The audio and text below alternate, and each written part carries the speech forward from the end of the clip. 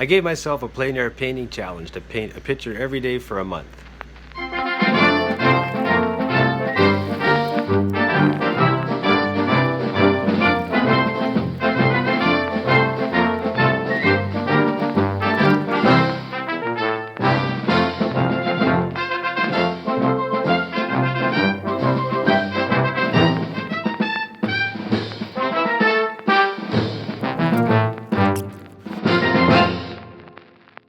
So for the month of January 2021, I went out 31 days in a row. I painted 39 plein air pictures. They were 5x7 canvas panels, and over half of those were nocturnals. This swing of the brush is the first week in review. So that's New Year's Eve, which was Thursday evening. Then we had New Year's Day. I went out that evening. And then Saturday, and then Sunday. So here's a look at all 39 of them. They're just simply taped up to a cardboard and they're leaning up on the fridge. Here's all 39 pictures. And where's the finger? Okay, that's New Year's Eve, New Year's Day, and descending. That was the first week. And each top picture is a Monday, a Monday, a Monday, a Monday. And we look down, and this is the production of each week.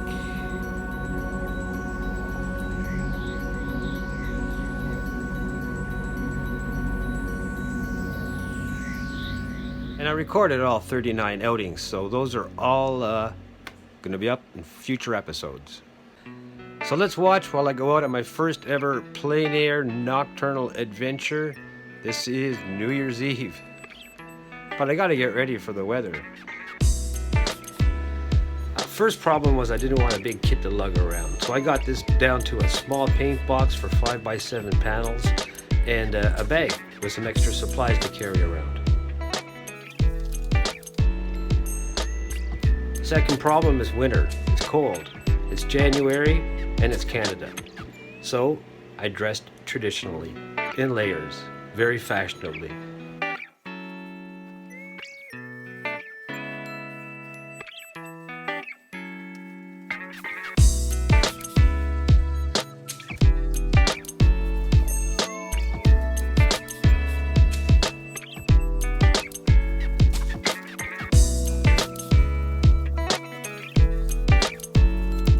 I needed a tripod to put the camera on for you guys. This is the camera and tripod I use in the field to film what I'm doing. It's an iPhone 6S, bungee corded to a tripod which I bought at a secondhand store for the good price of $14.99. It's super light, does what I need, and it's a phone I already had, and it's a fantastic camera. Consider that this is Vancouver and it rains. It rains a lot. Like, I mean a lot.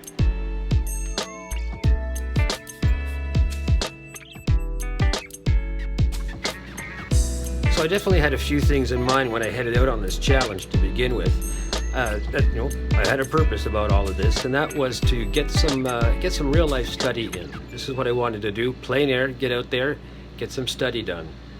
And I wanted these to be nocturnal. I wanted to focus on nocturnals. That was important too. And to treat these as studies. These were to be quick, done under an hour. Because of some of the documentation, it took a little longer, but the actual painting itself, these are all less than an hour, all very, very quick. So I wanted to keep these simple. And I wanted a limited palette. I work with a very limited palette. We're just painting on 5x7s. It's a small paint box. I mix right there. I don't even bring any solvent with me. I'm really working very limited, and that was the intention too. And I wanted to find my subject matter close at hand. I walked virtually to pretty near every location that I painted at. Drove a few times when it was actually really raining. But otherwise, I walked day or night to all these locations. So, having had these things in mind when I started, I feel that I definitely achieved my goal of intending to roll these things all into what my challenge was about. And that's what we're going to look at in some of these in the future videos, In this episode, we're going to cover 4 of the first paintings, the New Year's Eve, New Year's Day, and that brings us to the Saturday and Sunday. And then every other week I begin with a Monday. So we're going to see more of this entire challenge coming up in episodes to come. Just to set this story up quickly, this is New Year's Eve. It's raining. I pack my kit into the truck and I drive down to Hastings Park thinking I can paint by the light of the parking lot shining into the truck. I get there, I can't see a thing. So what I do is I end up sitting under that light. I had parked here, hoping that light would shine into the truck, but no go. So I get out in the rain, I wander around and realize I can sit under this light and that awning is covering me nicely. And from there I look out over a huge playing field. And that's what I see out in front of me. Oh, get that glare off. So that's the setup. Enjoy the video. Happy New Year! This is Mike with Frozen Canuck Fine Arts, and I'm on location, Hastings Park, a plein air nocturne painting, and I'm here to capture the effects of light.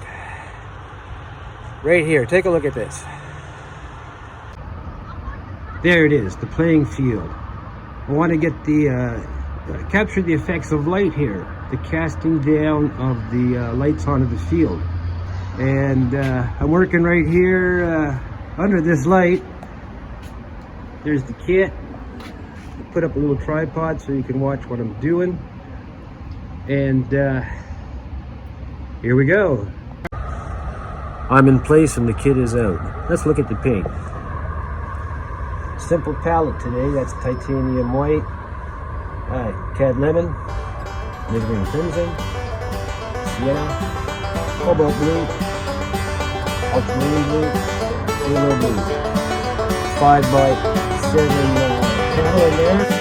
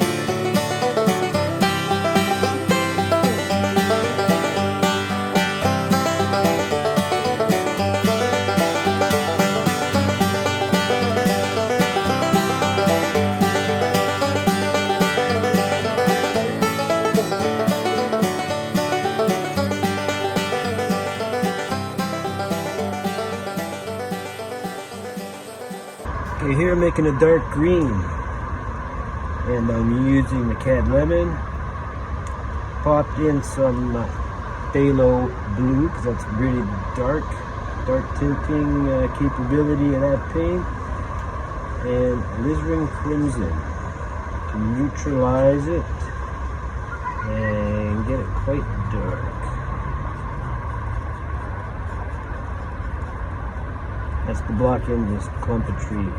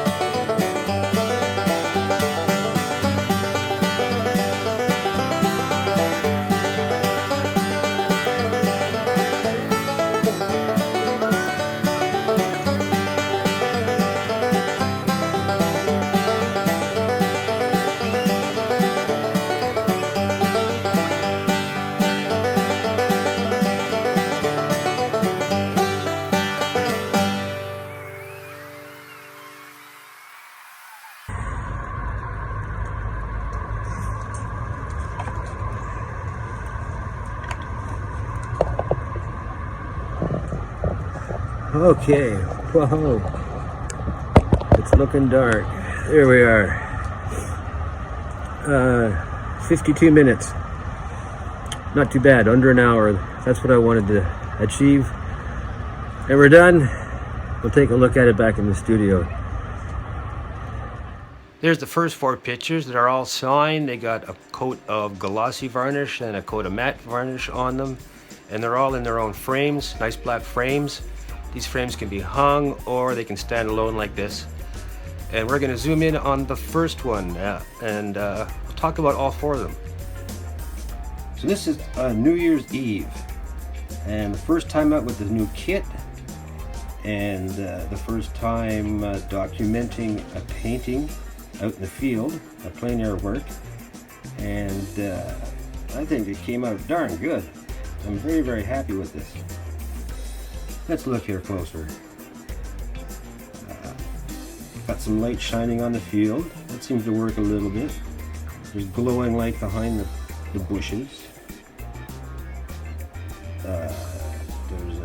The trees seem to work. Let's see, can we zoom in on the trees? Yeah. See? There's even some of the underpaint coming through there, which is what I wanted, creating some effect with that, with the primer on there. The only thing I don't like about this is that the paint here is a little too thick, and it seems to catch attention. It's not as desaturated as I would like now, having done so many more. I think this is a 100% success as a little 5x7 plein air painting. I'm very happy with it. And let's move to the next one here. This is the gas station just a block from where I live. And this is a lot warmer in tone all over.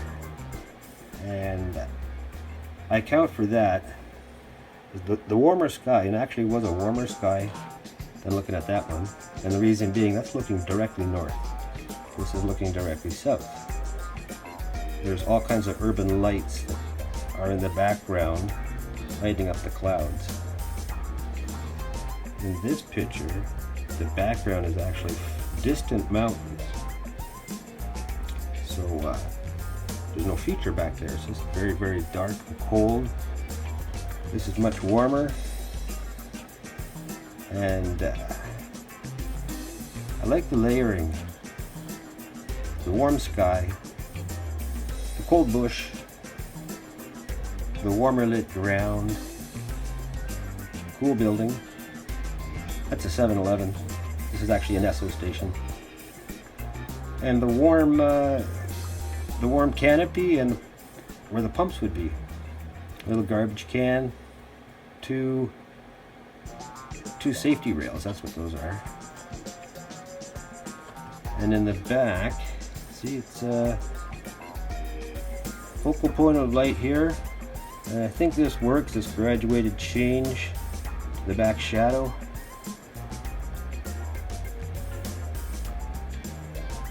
So that's the gas station. That's the second painting. That's New Year's evening. And it was raining too. That was a rainer. And this is the third night. This is back down at Hastings Park.